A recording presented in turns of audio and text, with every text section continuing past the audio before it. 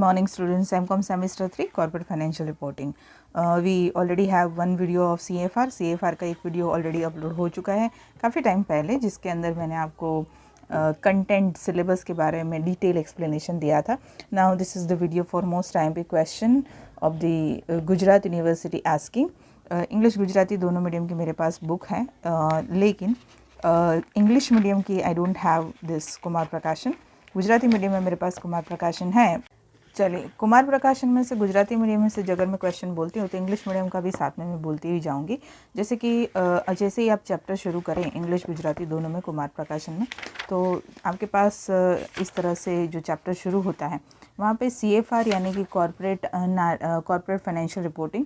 तो आपको सबसे पहले ये पता होना चाहिए what is the meaning of financial reporting and what is the meaning of corporate financial reporting.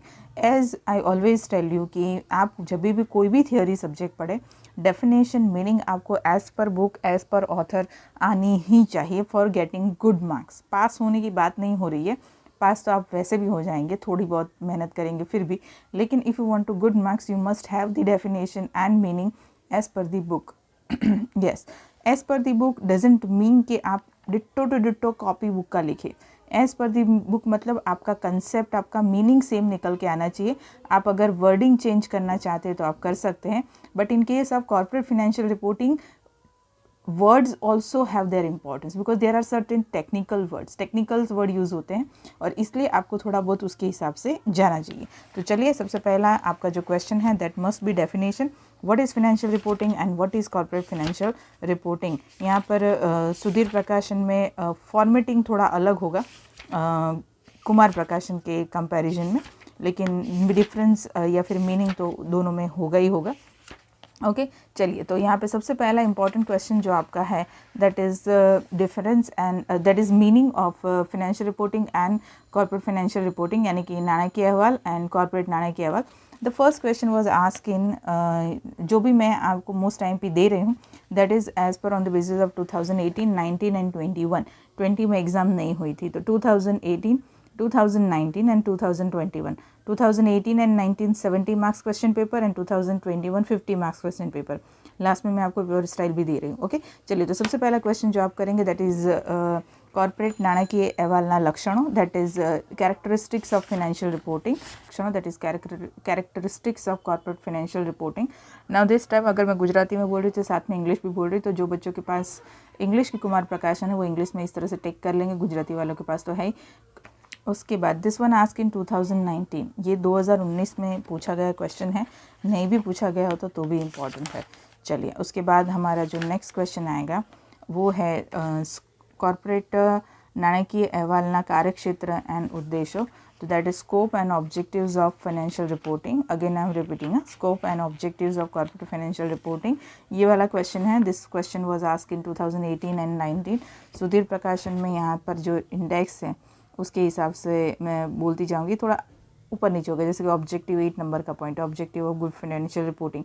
यहाँ पे लिखा होगा कॉर्पोरेट फाइनेंशियल रिपोर्टिंग, यहाँ पे लिखा होगा गुड फाइनेंशियल रिपोर्टिंग, या फिर सिर्फ फाइनेंशियल रिपोर्टिंग, या फिर corporate financial reporting. So moral of the story question दोनों में होंगे, ट्रीटमेंट अलग तरह से होगी, राइट. तो इसलिए मैं गुजराती का कुमार लेके इंग्लिश इसलिए बोल रही हूँ ताकि आप लोगों को, क्या ज़्यादातर बच्चे कुमार पढ़ते हैं तो समझ में आ जाएगा. So here it is scope and objectives of financial reporting. ये आपको करना है. This question was ask in 2018 and 19, 2 years में ये पूछा गया है. उसके बाद आता है यूज़र्स ऑफ फाइनेंशियल रिपोर्टिंग. ये भी दोनों ही मीडियम की बुक में होगा. नाणकीय अहवालना उपयोग करता है, that is users of financial reporting. Users of financial reporting ask in 2021 and 2019. Month अलग अलग हो सकते हैं, अक्टूबर, नवंबर, दिसंबर, that is less concern. Year याद रखिए, और जो मैं इंपॉर्टेंट दे रही हूँ उसे आप पढ़ के ही एग्जाम में जाएंगे. सो नाणकीय अहवालना उपयोग करता है, that is users of financial reporting. उसके बाद आता है this one, qualitative features of corporate financial reporting. ये काफ़ी इंटरेस्टिंग क्वेश्चन है. Qualitative features of corporate financial reporting, इसमें भी होना चाहिए आपके या essential qualities of good financial reporting. मैंने कहा ना कि होगा सब में अलग अलग. वहाँ पे लिखा है गुजराती में कॉर्पोरेट नाणकीय अहवालना गुणात्मक लक्षणों, इंग्लिश मीडियम में लिखा होगा qualitative features of corporate financial report. Sudhir प्रकाशन में लिखा है essential qualities of financial reporting, right. तो ये हो गया आपका ये वाला क्वेश्चन। अच्छा, ये कब पूछा गया है essential qualities? That question ask in 2021 and 2018, 2 year में पूछा गया है। उसके बाद आपका आता है पारदर्शक नाणकीय अहवालना आवश्यक गुणों, that is essential qualities of transparent financial reporting. उसको अलग अलग तरीके से बना सकते हैं इस क्वेश्चन को। 7F for financial reporting, 7F जिसमें F फुल, फिट, फेथफुल, है ना। ये अलग अलग तरीके से F जो है उसको दिखाते हैं। Factual, fruitful, फैचिंग, fair disclosure. तो वो एसेंशियल क्वालिटीज़ हो सकता है, ट्रांसपेरेंट क्वालिटीज़ हो सकता है, 7F फॉर फाइनेंशियल रिपोर्टिंग हो सकता है। इस अलग अलग तरीके से उसे पूछ सकते हैं। This is also very important question and that question ask in 7F is 2018। Okay, तो आपका फर्स्ट यूनिट रेडी है। उसमें आपको क्या करना है? सबसे पहले आपको नाणकीय अहवाल यानी कि corporate reporting, financial reporting and corporate financial reporting meaning आने चाहिए। उसके बाद आपको उसका बेसिक स्ट्रक्चर पता होना चाहिए। उसके बाद कैरेक्टरिस्टिक्स, उसके बाद स्कोप, ऑब्जेक्टिव्स, उसके बाद users, and then you have 2 types of characteristics. One is qualitative features and the second one is 7F transparent financial disclosure। Okay, तो ये हो गया first unit. Now let's talk about the second unit. बच्चों, अगर आपको याद हो, पहले आप जाके CFR का फर्स्ट वीडियो चेक करिए जिसके अंदर मैंने आपको पूरा सिलेबस पढ़ाया। And the second video of CFR जिसमें मैंने सेकेंड यूनिट का एक बड़ा सा क्वेश्चन एक्सप्लेन किया है and that question is about qualitative, that is mandatory and voluntary disclosure of financial reporting. और मैंडेटरी और वॉलंटरी में क्वालिटेटिव, क्वांटिटेटिव इस तरह से 2 हिस्से पढ़ते हैं। आप वो 2 वीडियो चेक करिए, फिर आप यहाँ पर आ जाइए। Second video is only about 1 question, लेकिन that is all about the whole unit. Second unit पूरा ही उसके बारे में बात हो रही है, तो आप वो खास करके देख लीजिए। चलिए अब बात करते हैं यूनिट 2 की। तो व्हाट इज़ यूनिट 2? तो unit 2 is all about mandatory and voluntary disclosure of financial reporting, recent trends in financial reporting आपका सेकेंड यूनिट है उसमें। तो उसमें आपको क्या करना है? तो उसके अंदर आपको सिंपली जो क्वेश्चन है वो यही है कि आप जब फाइनेंशियल रिपोर्टिंग करेंगे तो उसमें किस हिसाब से इंफॉर्मेशन को दिखाएंगे। तो इन्फॉर्मेशन को 2 तरीक़ों से दिखा सकते हैं। एक को तो जो दिखानी पड़ेगी as per government law, mandatory, और दूसरा दिखानी पड़ेगी एज़ पर वॉलंटरी, आपकी इच्छा के हिसाब से। उसमें कौन सी इन्फॉर्मेशन है जो क्वालिटेटिव है और क्वांटिटेटिव, यानी जिसे आप फिगर्स में दिखा सकते हैं सिंपली और जिसे आप नहीं दिखा सकते फिगर्स में, वो टाइप। ठीक है, तो यही आपका सेकेंड यूनिट है, ऑल अबाउट दिस थिंग। इस क्वेश्चन को कैसे लिखते हैं, कैसे इस क्वेश्चन को पढ़ते हैं, इसमें क्या क्या, बहुत बड़ा क्वेश्चन ये आप पूरा, ये जो पूरा है ये यही है। यहाँ से शुरू होता है दिस क्वेश्चन 11 नंबर के पॉइंट से 20 नंबर तक यही है। कॉर्पोरेट नाणकीय अहवालना फरजियात અને आदेशात्मक અને स्वैच्छिक घटकों, राइट, यही है। यही 2000, और देखिए यहाँ से पूछा हुआ है, ये 11 से 20 नंबर का क्वेश्चन वही है। और ये पूछा है आपका 2019, 18, 21 सब में यही पूछा गया। या तो आपको एक बड़ा क्वेश्चन 14 मार्क्स का पूछे जिसके अंदर सब कुछ पूछ ले, या तो आपको आधा आधा करके पूछे कि सिर्फ वॉलंटरी डिस्क्लोजर पढ़ा समझाइए, या तो सिर्फ मैंडेटरी डिस्क्लोजर पढ़ाइए समझाइए, राइट। तो ये पूरा क्वेश्चन के लिए आप सेकेंड वीडियो है मेरा CFR का, वो देख लीजिए एंड आपका सेकेंड यूनिट एकदम अच्छे से हो जाएगा। इंग्लिश मीडियम सुधीर प्रकाशन में भी यही है मैंडेटरी डिस्क्लोजर।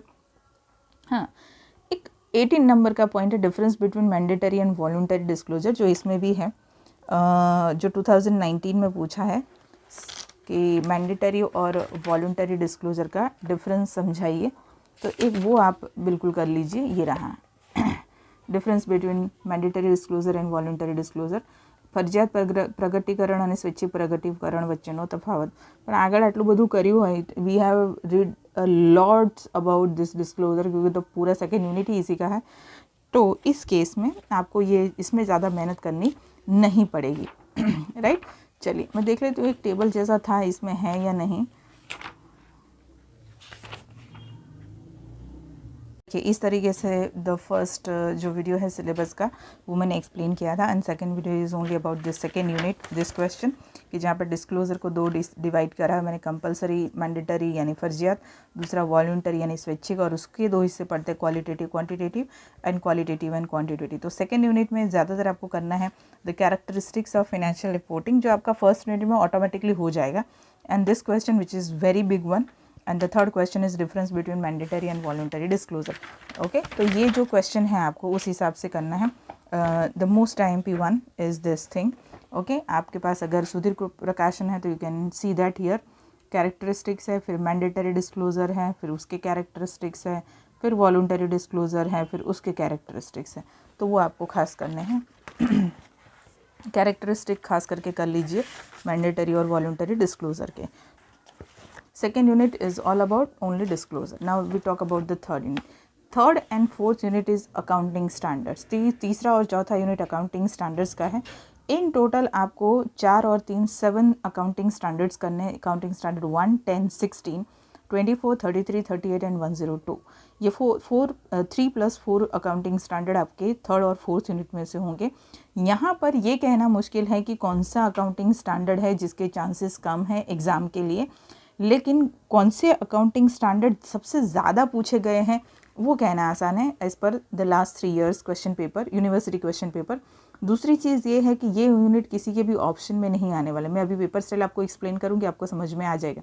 तो यूनिट 3 के ऑप्शन में यूनिट 3 ही आएंगे और यूनिट 4 के ऑप्शन में यूनिट 4 ही आएगा। तो इस हिसाब से आपको अकाउंटिंग स्टैंडर्ड को लाइटली नहीं लेना है। यूनिट 3 में आपके जो 3 अकाउंटिंग स्टैंडर्ड है 1, 10 एंड 16, उसमें अकाउंटिंग स्टैंडर्ड 1 जो है जनवरी 21 और 2019 में पूछा है। अकाउंटिंग स्टैंडर्ड 10 अगेन 21 और 19 में पूछा है, और 16 10 और 16 7 मार्क्स में 19 में पूछे गए हैं। यानी एक अकाउंटिंग स्टैंडर्ड 14 मार्क्स के साथ भी पूछा जा सकता है और एक अकाउंटिंग स्टैंडर्ड 7 मार्क्स के साथ भी पूछा जा सकता है। उस हिसाब से ही आपको मार्क्स देख के ही आपको कंटेंट लिखना है। यानी कि यहाँ पर अकाउंटिंग स्टैंडर्ड कौन से करने हैं उसमें कोई ऑप्शन मैं नहीं दूंगी। आपको 4 और 3 साथ हैं, सेफर साइड आप फोर्थ यूनिट में से एक अकाउंटिंग स्टैंडर्ड स्किप कर सकते हैं, लेकिन 3 तो आपको करके ही जाना चाहिए अगर आप बहुत बिल्कुल बिना टेंशन के आप एग्ज़ाम देना चाहते हैं। लेकिन अगर आपको लगता है कि मैम नहीं यार 3 नहीं होंगे, तो मिनिमम 2 अकाउंटिंग स्टैंडर्ड इधर और 2 अकाउंटिंग स्टैंडर्ड इधर करने हैं। लेकिन यहाँ पर 2 अकाउंटिंग स्टैंडर्ड करेंगे तो यूनिट 3 के तो क्वेश्चन आप अटेम्प्ट कर पाएंगे, लेकिन अगर 2 अकाउंटिंग स्टैंडर्ड यहाँ पर किए और आपके नसीब आपसे कुछ ज़्यादा ही प्यार करते हैं तो वही 2 पूछे जो आपने स्किप किए हैं, तो फिर उसका कुछ नहीं हो सकता। इसलिए better go for 3 not for 2। 3 unit 3 के पूरे और यूनिट 4 के 3। अब यूनिट 4 के जो मैं 3 की बात करूँ तो सबसे ज़्यादा पूछा गया है accounting standard 33 earning per share, और मैंने हमेशा से कहा है कि earning per share is the easiest one, क्योंकि आप बरसों से पढ़ रहे हैं तो ये तो आपको कर ही देना है, क्योंकि एक तो करना भी आसान है और ज़्यादातर बार पूछा गया है 18, 19, 21 में। Then you have 24 accounting standard 24 जो 21 और 19 में पूछा है, and then you have accounting standard 38 जो 2019 में। अकाउंटिंग स्टैंडर्ड 102 19, 20 और 21 में नहीं पूछा गया है, तो इसका ये बिल्कुल मतलब नहीं होता है कि नहीं पूछा जाएगा, बट अनफॉर्चुनेटली नहीं आया है। तो जैसे ही मैंने कहा कि अगर आप कोई 2 करके जाते हैं तो अगर सपोज़ आपने 38 102 करा है तो 21 और 18 में तो आपकी बैंड बच जाएगी, क्योंकि ये दोनों में पूछे ही नहीं, यही दोनों पूछे हैं। इसलिए go for the 3 not for the 2, remember this thing. Okay, accounting standard 1 is all about the presentation of financial reporting, तो वो तो आप अपने हिसाब से भी थोड़ा बहुत उसमें ऐड कर सकते हैं, क्योंकि it's all only about presentation.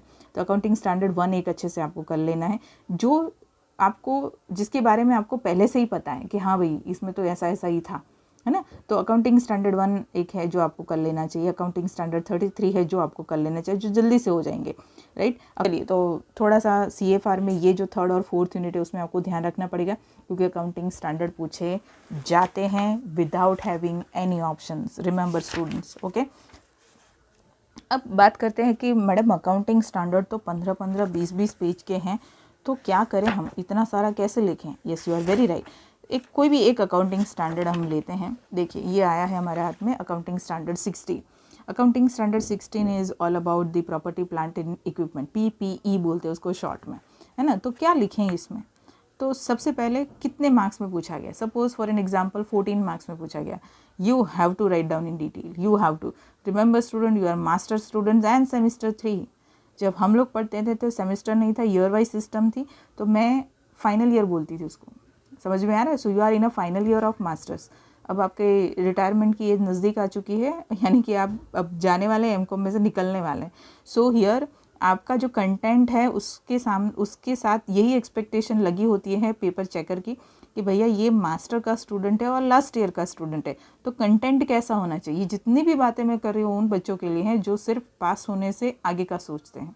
पास तो आप हो जाएंगे बेटा, लेकिन अगर आप ये सोचते हैं कि I want to get something more than the just passing marks, तो ये मेरी बातें यहाँ काम की है कि कंटेंट बहुत इंपॉर्टेंट रखता है। तो कंटेंट में तो बिल्कुल बुक का छापना ही नहीं, मैं बोल ही नहीं रही हूँ कि आप बुक का ही बिल्कुल लिखिए, क्या होना चाहिए। तो फॉर एन एग्जाम्पल ये एक अकाउंटिंग स्टैंडर्ड से मैं आपको आपके जो 7 अकाउंटिंग स्टैंडर्ड है उसकी एक्सप्लेनेशन दे रही हूँ।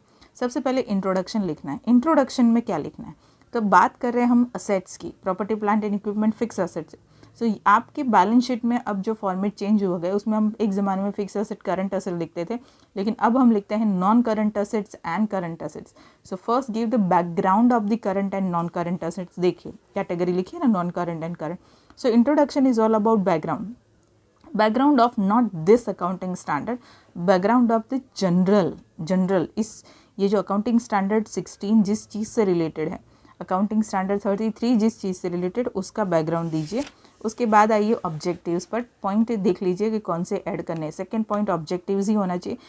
एक बुक के अंदर 707 अकाउंटिंग स्टैंडर्ड्स, उसके एक के बाद एक अकाउंटिंग स्टैंडर्ड, सिर्फ पॉइंट्स लिखिए, कंटेंट अंदर का नहीं बोल रही, सिर्फ पॉइंट। यानी कि first point introduction number 1, second point objectives, हर एक अकाउंटिंग स्टैंडर्ड का सेकेंड पॉइंट ऑब्जेक्टिव ही आना चाहिए।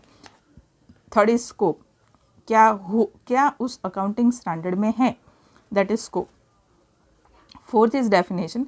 रिमेंबर स्टूडेंट, डेफिनेशन एक लाइन की नहीं होगी या 5 लाइन की नहीं होगी। अकाउंटिंग स्टैंडर्ड में डेफिनेशन का मतलब होता है कि अकाउंटिंग स्टैंडर्ड में जो टर्म्स यूज हुए हैं उसका मतलब क्या हुआ। जैसे कि plant, bearer plant, carrying amount, cost, depreciable amount, depreciation, entity specific value, fair value, impairment loss, PPE का मतलब क्या हुआ, recoverable amount, residual value, useful life, right. तो सब याद रखना, it is nearer to impossible. सब जो पॉइंट्स हैं उसको याद रखिए, और उसके अंदर का जो कंटेंट है, जैसे कि यहाँ लिखा है डेप्रिशिएबल अमाउंट, तो depreciable amount is the cost of an asset और other amount substitute for cost less its residual value. Depreciable amount में आप ये लिख सकते हैं कि कॉस्ट माइनस आप उसके अंदर से जो भी डेप्रिशिएशन है वो माइनस करेंगे, then you have is residual value, है ना। डेप्रिशिएबल अमाउंट मीनिंग आपको समझ में आना चाहिए और वो आप अपने वर्ड में लिख सकते हैं। फेयर वैल्यू आप जानते हैं। पीपीई आपने अभी फुल फॉर्म देखा कि पीपीई का मतलब क्या होता है, प्रॉपर्टी प्लांट एंड इक्विपमेंट, है ना। चलिए इसके बाद आता है रिकॉग्नाइज। अब ये बेसिक मुद्दे हैं, ये बेसिक पॉइंट्स ये आ जाने चाहिए कि ऑब्जेक्टिव, स्कोप, डेफिनेशन। उसके बाद आप पूरा अकाउंटिंग स्टैंडर्ड चेक कर लीजिए और आपको जो लगता है कि ये जो चीज़ें हैं जो इसके अंदर ऐड होनी चाहिए वो आप उसमें इंक्लूड कर लीजिए। उसमें मेरी एक सलाह है कि आप उसमें एक इलस्ट्रेशन ऐड कर दीजिए। इतना डेफिनेशन के बाद की बात हो रही है। डेफिनेशन के बाद आपका डेफिनेशन का पॉइंट कौन सा था, डेफिनेशन पॉइंट नंबर 4। तो 4 पॉइंट तो आपके फिक्स ही है, introduction, definition, introduction, objective, scope and definition, and then you have to add 1 illustration बीच का अंदर का कंटेंट ऐड करने के बाद। और लास्ट में एक आता है डिस्क्लोजर। सबके स्टैंडर्ड के बाद में लास्ट में एक आता है डिस्क्लोजर, वो डिस्क्लोजर वाला पॉइंट आप ऐड कर दीजिए। ओके, तो आपको समझ में आया कि अकाउंटिंग स्टैंडर्ड को किस तरह से लिखना है। अंदर के कंटेंट को आप थोड़ा बहुत अपने हिसाब से चेंज कर सकते हैं, लेकिन बेसिक पॉइंट्स तो इसमें इंक्लूड होने चाहिए। सो ये आपके जो चारों यूनिट्स हैं उसके मैंने आईएमपी आपको दे दिए। इनफैक्ट चारों यूनिट में आपको किस तरह से करना है वो भी मैंने आपको समझा दिया। फर्स्ट एंड सेकेंड यूनिट का कोई भी पॉइंट्स उसको नहीं आप छोड़ेंगे, बहुत आसान है, वो पहले उठा लेंगे। थर्ड और फोर्थ में अकाउंटिंग स्टैंडर्ड है। आपके सेमेस्टर के हिसाब से प्रोफेसर आपसे कंटेंट की एक्सपेक्टेशन रखेंगे and you have to fulfil it. चलिए बात करते हैं पेपर स्टाइल की। तो पेपर स्टाइल में CFR, कोई भी पेपर स्टाइल आपकी ऐसी ही होगी। कैसी? 70 मार्क्स की पेपर स्टाइल, थियोरी बोलो या प्रैक्टिकल बोलो, यही होगा। तो 70 मार्क्स पेपर स्टाइल CFR की। Question 1, question 2, question 3 and question 4। अब हम 4 जो क्वेश्चन की बात कर रहे हैं तो उसमें ज़रूरी नहीं कि एक ही क्वेश्चन हो। ए, उसके ऑप्शन में A 1 2 1 2, ये 7 मार्क्स, ये 7 मार्क्स, ये 7 मार्क्स, ये 7 marks, ideally it will go for 14 marks. समझ में आया? साथ साथ भी हो सकता है, या फिर एक ही क्वेश्चन 14 और उसके ऑप्शन में एक क्वेश्चन 14। समझ में आया? चलिए, जब आपको 7 मार्क्स का क्वेश्चन पूछा है तो कंटेंट आप खुद डिसाइड करेंगे कितना लिखना है, और 14 मार्क्स का लिखा है तब आपको कंटेंट ज़्यादा लिखना पड़ेगा। सेम वे, अच्छा यूनिट क्लासिफिकेशन नहीं है, पर हम ये एज्यूम कर लेते हैं कि इसी तरह से यूनिट का क्लासिफिकेशन हो सकता है। ठीक है, इसी तरह से कोई भी चारों क्वेश्चन में 7 के ऑप्शन में 7, 14 के ऑप्शन में 14, 14 के ऑप्शन में 7। समझ में आया? Question 5, 14 marks. You have to write down 7 from 12. 7 multiplied by 2, 14. समझ में आया? ये 7 चीज़ें होगी क्या? It can be MCQ, it can be true or false, it can be blanks, it can be objectives, short question, है ना? CFR MCQ के चांसेस ज़्यादा हैं, मार्केटिंग मैनेजमेंट है, IFS है, उसमें MCQ और ऑब्जेक्टिव के ज़्यादा है, कुछ CC वगैरह सब्जेक्ट उसमें ज़्यादा नॉलेज नहीं है मेरा, तो ट्रू और फॉल्स और ब्लैंक्स आ सकते हैं। आपका काम है आपके सब्जेक्ट का CFR, I think MCQ has the full chance. Okay, 7 MCQ लिखने हैं, 2 मार्क्स का एक है, 14 है, पूछे 12 हैं, आप 12 के 12 ही लिखेंगे, 7 लिखने की कोई ज़रूरत नहीं है। Write down the all 12 MCQ। All 12 MCQ का मतलब होता है कि आप सारे के सारे 12 के 12 MCQ लिखेंगे, भले ही आपको आते हैं या फिर आपको थोड़े बहुत डाउट है। ओके, चलिए, MCQ में सिर्फ एक ही आंसर को टिक करने की आदत रखिए। चलिए, हो गया आपका ये पेपर स्टाइल। तो मॉरल ऑफ द स्टोरी कि 4 क्वेश्चन है, चारों क्वेश्चन लिखने हैं, कोई भी यूनिट किसी के भी ऑप्शन में नहीं है, 70 मार्क्स का पेपर है और लास्ट में MCQ के चांसेस ज़्यादा हैं। IMP मैंने आपको दे दिए हैं, अब आपको तैयारी करनी है। मिलते हैं स्टूडेंट नेक्स्ट वीडियो में। Till then, bye everyone.